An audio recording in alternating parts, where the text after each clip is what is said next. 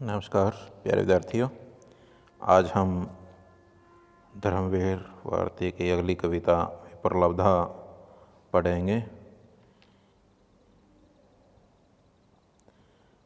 विप्रलब्धा कविता उनके काव्य संग्रह कनोपिरिया से ली गई है, जिसमें राधा और श्री कृष्ण के प्रेम का वर्णन किया गया है, जिसमें शिवम प्रेम और वियोग प्रेम दोनों का वर्णन किया गया है।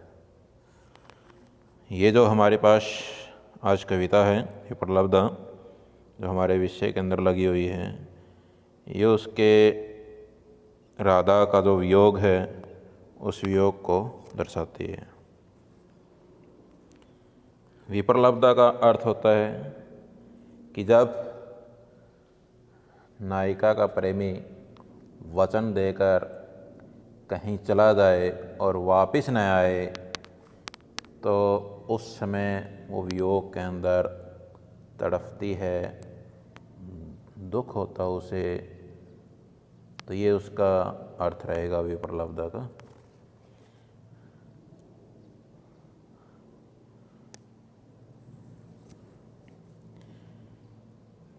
विप्रलब्धा शीर्षक कविता डॉक्टर धर्मवीर भारती द्वारा रचित कनोपिरिया काव्य संग्रह से ली गई है।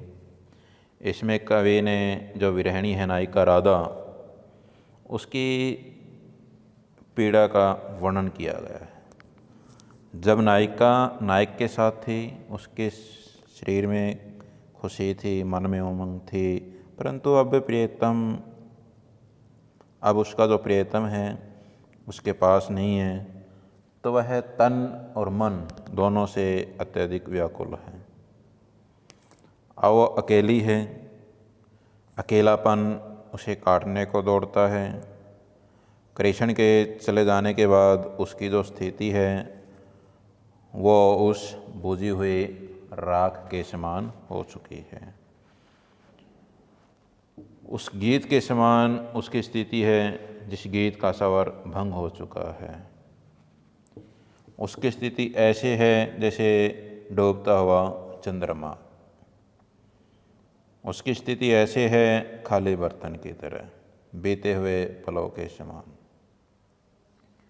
वह अब अकेले अपने राजमहल में बैठी है, कृष्ण की यादें कर रही हैं, उस आलिंगन को याद करती हैं जिसमें वह कसी हुई है। अब उसकी जो स्थिति है वो बेले के फूल के समान है जो जूड़े से गिरकर टूट चुका है। तो यह है जो कविता है। इस कविता में हम राधा का जो वियोग है, उस वियोग की जो कथा है, राधा विरहिणी है, उस विरहिणी की कथा को हम पढ़ेंगे। तो राधा या कवि विरहिणी नायिका की पीड़ा को किस प्रकार से दर्शाता है, वह हम इस कविता के अंदर पढ़ते हैं। बूझी हुई राख, टूटे हुए गीत, डूबे हुए चांद, रीते हुए पातर, बीते हुए क्षण सा मेरा यह जिस्म। बूझी हुई राख, टूटे हुए गीत, डूबे हुए चांद, रीते हुए पातर, बीते हुए क्षण सा मेरा यह जिस्म। कवि कहता है कि कृष्ण है वो चला गया है, राधा अकेली है। अब एक समय ऐसा था जब राधा संयोग काल में कृष्ण के प्रेम में आनंदित थी, परंतु अब वियोगावस्था में वह अत्यधिक व्याकुल हो चुकी है, दुखी है। तो उसी संदर्भ में कवि कहता है कि कृष्ण है चला गया है, राधा अकेली है। यह उसका जो अकेलापन है, एकाकीपन है, उसे काटने को दौड़ता है। कृष्ण की यादों में डूबी हुई राधा अपनी स्थिति का विश्लेषण करती है और वो कहती है कि अब मेरी स्थिति कैसी है। अब मेरे पास मेरा प्रेमी, मेरा नायक श्री कृष्ण मेरे पास नहीं है, उसके जाने के बाद मेरी स्थिति है वो कैसे हो चुकी है, वह कैसी है कि बुझी हुई राख, कि कृष्ण के चले जाने के बाद अब मेरी स्थिति उस राख के समान है जो बुझ चुकी है, अर्थात उसमें किसी भी प्रकार की कोई आग नहीं है।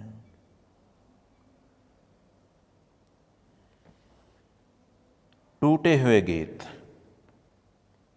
वह अब उस गीत के समान है जिसका स्वर भंग हो चुका है। डूबे हुए चांद, वह डूबे हुए चंद्रमा के समान है, अर्थात जो चंद्रमा डूब गया है उसकी स्थिति उस चंद्रमा के समान है। रीते हुए पात्र, पात्र बर्तन। फिर कवि कहता है कि उसका जो शरीर है खाली बर्तन के समान है, बीते हुए अक्षण सा और बीते हुए पलों के समान है मेरा यह जिस्म। अब तो वह अतीत सी हो गई है, छुप गई है मेरा यह जिस्म, सिर्फ ये शरीर है, खाली है, इसमें न कोई खुशी है, न कोई स्वर है, न कोई गीत है, न किसी प्रकार का प्रकाश है, ये तो एक खाली बर्तन की तरह रह गया है। कल तक जो जादू था, सूरज था, वेग था तुम्हारे आश्लेष में, आज वह जुड़े से गिरे जुए बेले सा टूटा है मलान है, दुगना है सुनसान बीते हुए उत्सव सा, उठे हुए मेले सा। राधा फिर कहती है, कृष्ण को संबोधित करते हुए कहती है कि कल तक मैंने तुम्हारे याद में, तुम्हारे आलिंगन में जो जादू अनुभव किया था, जो पावन सूर्य के समान था, मैंने उसको जाना था, उस युक्ति को जाना था। अब वह आश्लेष कहाँ है, तुम्हारे आश्लेष में। लेकिन कल तक तुम्हारे पास रहकर जो खुशी अनुभव की थी, जो प्रसन्नता अनुभव की थी, जो आलिंगन था, जो जादू था, सूरज की तरह था चमकने वाला, कहता कि अब वह कहाँ है। आज तो मेरी जो स्थिति है वो कैसे हो गई है, आज वह जुड़े से गिरे जुए बेले सा टूटा, गिरे हुए बेले सा टूटा है मलान है, दुगना सुनसान है। कि आज तो मेरी स्थिति उस बेले के फूल के समान है जो रात को सोते समय बालों के जूड़े से टूटकर गिर जाता है, क्योंकि उसे फिर से जूड़े में बांधा नहीं जा सकता है। उस टूटे हुए फूल की तरह मेरी हालात हो चुकी हैं। दुगना सुनसान है बीते हुए उत्सव सा, उठे हुए मेले सा। आज सब कुछ टूटा हुआ और मलान अर्थात उदास है। राधा फिर कहती है कि अब तो मेरे जीवन में दुगना सूनापन आ गया है। जिस प्रकार मेले के उठने के पर या उत्सव के बीत जाने पर पहले से दुगना सूनापन दिखाई देता, उसी प्रकार आज मेरे चारों ओर सूनापन है। राधा कहती है कि जब श्री कृष्ण मेरे पास था तो उस समय ऐसा था कि मेरे आसपास एक मेला लगा हुआ है, एक उत्सव है, लेकिन आज श्री कृष्ण मेरे पास नहीं है तो ऐसे लग रहा है कि मेला सा है वो उठ गया है, उत्सव है वो समाप्त हो गया है और मेरे अंदर एक सूनापन है वो छा गया है। तो यहाँ जो कवि हैं वो राधा के विरहिणी जो भावना है उस भावना को दर्शाता है। मेरा यह जिस्म टूटे खंडहरों के उजाड़ अंतःपुर में छूटा हुआ एक साबित मणि जटित दर्पण सा, आधी रात धस भरा भावहीन प्यासा शर्विला कसाव एक है जिसे जकड़ लेता है अपनी गुंजलक में। कवि कहता है कि एक समय ऐसा था कि जब राधा को किसी प्रकार की चिंता नहीं थी, यहाँ तक कि उसने समय को भी रुकने के लिए कह दिया था। कहती कि मेरा शरीर अब वैसा ही है कि कैसे, जैसे कोई मणियों से जड़ा हुआ पूर्ण शीशा किसी टूटे फूटे खंडर के उजाड़ महल में टांग दिया गया हो। एक टूटे हुए शीशे की तरह मेरी स्थिति है। राधा कहती है कि मणियों से जुड़े हुए शीशे की गति कभी सामान्य नहीं होती, असामान्य होती है, क्योंकि मणियों को देखकर सांप वहाँ आ जाते हैं। इसलिए राधा कहती है उसका शरीर उस छोटे से मणियों से जड़े हुए शीशे के समान है जो खंडर के सुने महल में टंगा हुआ है।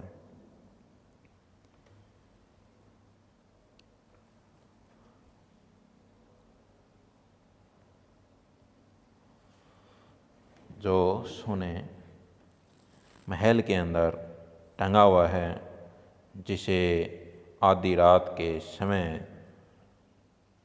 दंश से युक्त भुजाहीन तथा जहरीला सांप रूपी कसाव जकड़ लेता है।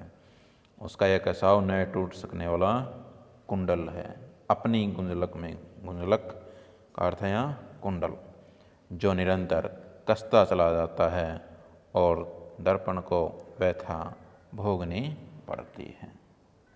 तो यहाँ राधा की जो वीर भावना है फिर कभी उसको दर्शाता है। अब सिर्फ मैं हूँ, यह तन है और याद है, खाली दर्पण में धुंधला सा एक प्रतिबिंब है, मुड़ मुड़ लहराता हुआ निज को दोहराता हुआ। राधा फिर कहते हैं कि उस कसाव को तोड़ने वाला कृष्ण तो अब चला गया है, अब सिर्फ मैं हूँ। राधा कहते हैं कि अब तो मैं हूँ, यह तन है और सिर्फ यादें हैं, पुरानी यादें। राधा फिर स्वीकार करती कि उसका शरीर कृष्ण की एक याद है जो उस दंश भरे श्रेपिले कसाव को तोड़ने में असमर्थ है, परंतु खाली बर्तन में एक धुंधला सा प्रतिबिंब है, यानी कि अभी भी उसकी आंखों के सामने वो पुरानी यादें एक धुंधले प्रतिबिंब के रूप में दिखाई दे रही है, जो बार बार लहराता हुआ स्वयं को दोहरा रहा है। कहने का भाव यह है कि राधा के मानस पटल पर, स्मृति पटल पर कृष्ण की यादें ही शेष रह गई हैं। कृष्ण दोबारा आया नहीं और राधा उसके वियोग में दुखी है। तब राधा यही कहती है कि सिर्फ मैं हूँ, यह तन है और उसकी यादें हैं। कौन था वह जिसने तुम्हारी बाहों के आवर्त में गरिमा से तन कर समय को ललकारा था? कौन था वह जिसकी अलकों में जगत की समस्त गति बंद कर पराजित थी? कवि फिर एक बार जो विरह से व्यथित राधा है, उस राधा की मनोस्थिति का वर्णन करता है। तो राधा के बारे में कवि कहता है कि एक समय ऐसा था कि जब राधा किसी प्रकार के विरोध की परवाह नहीं करती थी, यहाँ तक कि उसने समय को भी रोक लिया था, बांध लिया था।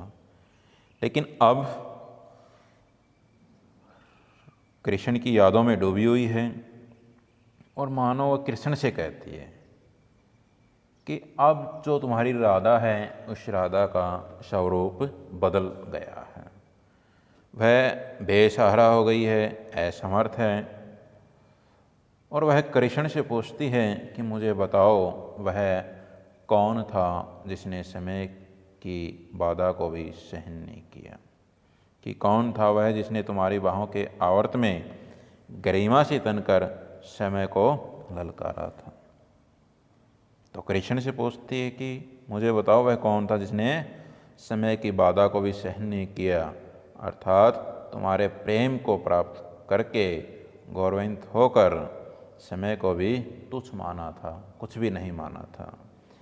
यह सुनते ही वह गरिमा से तन गया था। और उसमें राधा कहती है कि सिर्फ कृष्ण मेरा है और मैं कृष्ण की हूँ, इस संसार में हमारे सिवा कोई या किसी का अस्तित्व नहीं है। कौन था वह जिसकी अलकों में जगत की समस्त गति बंद कर पराजित थी।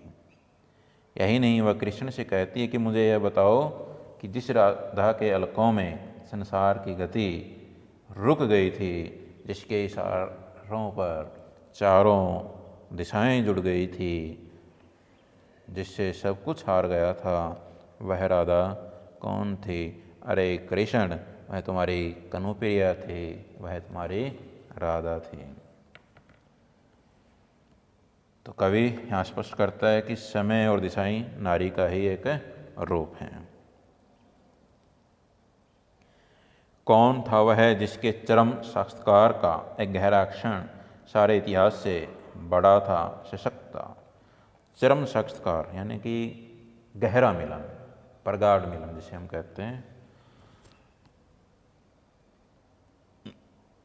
कौन था वह जिसके चरम साक्षात्कार का एक गहरा क्षण सारे इतिहास से बड़ा था, सशक्त था। राधा अपने अतीत को फिर याद करती है और कृष्ण से पूछते कि हे कृष्ण, वह कौन था जिसका परम मिलन का एक गहरा क्षण ही पर्याप्त होता था। वह इतना शक्तिशाली था कि उसके समक्ष सारा इतिहास ही असमर्थ था, अर्थात वह सारे इतिहास से बड़ा था। कौन था वह कनु, वह तुम्हारी बाहों में जो सूरज था, जादू था, दिव्य मंत्र था, अब सिर्फ मैं हूँ, यह तन है और याद है। राधा कृष्ण से फिर पूछती कि हे कृष्ण, वह कौन था जो तुम्हारी भुजाओं में सूर्य के समान प्रकाशमान था, जिसमें एक जादू का सा प्रभाव था, जो अलौकिक होने के साथ साथ एक मंत्र भी था। अर्थात वह राधा थी जिसके रहस्य समस्त प्रकृति में व्याप्त थे। किंतु अब सिर्फ मैं हूँ, यह तन है और याद है। किंतु वह राधा आज राधा नहीं रही। वह कहती है कि अब केवल मैं हूँ, यह मेरा शरीर है और मेरे पास वो पुरानी यादें हैं।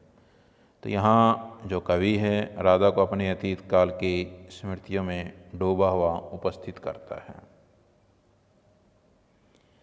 मंत्र पड़े बाण से छूट गए तुम तो कनो, शेष रही मैं केवल कांपती प्रत्यंचा सी। अब भी जो बीत गया उसी में बसी हुई, अब भी उन बाहों के छलावे में कसी हुई। छलावे धोखे में, प्रत्यंचासी बाण की जो डोरी है वह है कि मंत्र पड़े बाण से छूट गए तुम तो कनो। तो फिर राधा कहती है कि श्री कृष्ण उससे दूर चला गया है। और कैसे दूर चला गया है, वो अपनी व्यथा को व्यक्त करते हुए कहती है कि अब कृष्ण मंत्र पड़े हुए बाण के समान उससे छिटक कर दूर चला गया है और मैं केवल कांपती हुई धनुष की डोरी के समान शेष रह गई हूँ। मेरे जीवन में जो कुछ व्यतीत हो चुका है, मैं उसी की यादों में बसी हुई हूँ।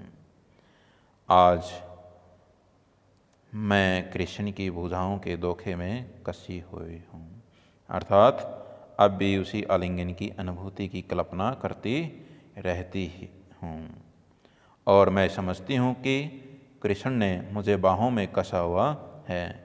मेरी स्थिति एकदम विचित्र हो गई है क्योंकि मैं यादों के घेरे से बाहर नहीं निकल पाती हूँ। जिन रूखी अलकों में मैंने समय की गति बांधी थी, हाय उन्हीं काले नाग पासों से दिन प्रतिदिन क्षण प्रतिक्षण बार बार डसी हुई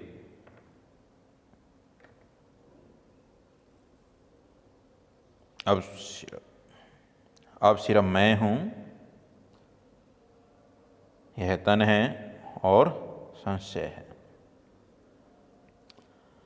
राधा कृष्ण को संबोधित फिर करती है कि एक समय था जब मैंने रूखी और कसी हुई अलक को यानी कि बालों के बंधन से समय की गति को भी बांध लिया था, अर्थात समय मेरे अलक पास में बंध चुका था, परंतु अब मेरी ये अलकें मेरे लिए सांप की जकड़न बन चुकी है। अब ये मुझे दिन प्रतिदिन और बार बार डसती रहती है। भाव ये है कि जब सब उपकरण या सब स्थितियाँ जो स्वयं काल में प्रेम की अनुभूति में सहायक थे, अब वे शत्रु बन गए थे। तो इसलिए उनका जो स्वयं काल का जो समय है वो समाप्त हो गया। तो फिर राधा कहती है कि अब यह केवल मैं बची हूँ, मेरा यह शरीर है और कुछ भी शेष नहीं है। मैं क्षण क्षण संशय और भय से ग्रस्त हूँ। बोझी हुई राख में छिपी चिंगारी सा, रीते हुए पात्र की आखिरी बूंद सा, पाकर खो देने की व्यथा भरी गूंज सा। तो राधा कहती है कि मेरा जो स्वयं काल का जो समय था वह अब समाप्त हो चुका है। अब यह केवल मैं बची हूँ, मेरा यह शरीर है। मैं क्षण क्षण संशय और भय से ग्रसित हूँ। मेरा शरीर बुझी हुई राख में छुपी हुई चिंगारी के समान है। हो सकता है कि कृष्ण के लौटने के बाद ये चिंगारी फिर से भड़क उठे। अब मैं उस बर्तन में बची हुई अंतिम बूंद के समान हूँ जिसमें सारी मदिरा निकाल ली गई है। अब मेरा यह शरीर वह गोरा शरीर नहीं रह गया जो श्री कृष्ण के आलिंगन में कसा रहता था। अब तो सब कुछ बदल गया।